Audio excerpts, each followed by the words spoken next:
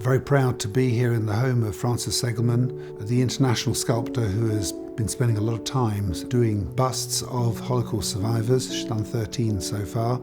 So in February we sculpted Ziggy here in front of his family, and the process is the same for all the sculptures. After 2 hours it really looked very much like him, and then I finish it off in my studio downstairs, and then from the mould I go to the foundry and I work on a wax replica, and then the bronze process starts from then. In the patination room, it just comes to life. It's like I'm doing a painting, and I think the colours bring it to life.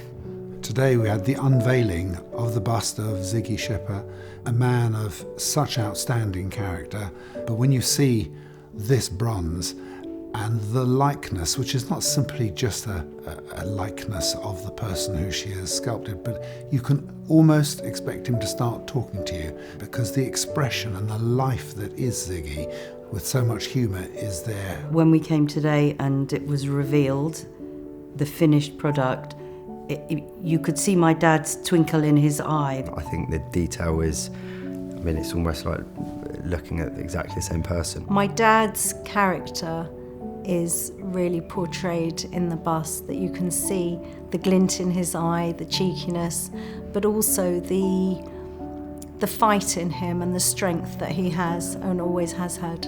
When the statue was unveiled, he was pretty emotional, as you can imagine. The colour of his eyes in the bust are so realistic and so lifelike, and my son and my grandson and my granddaughter all have the same colour eyes. I've studied the eyes a lot. I've spent many hours going around galleries just taking photographs of eyes and then studying them. It was interesting to see Ziggy's reaction on seeing the bust of himself. My sense, though, was he was very proud. He was very excited to see it, and he, like us, thought how lifelike it is. So I think my dad was fascinated to see himself like that, and incredibly proud. I'm thrilled to bits because I knew that it would look lovely. I knew that his daughters would love it. I think about my own father, how my father died very young, and I have that wonderful sculpture of him playing the violin, which has been marvellous for me. Frances is so talented, and for her to give up her time to do it for people like my dad is just really incredible, and we're always going to have that to be able to see, and for other people to see how she's captured him.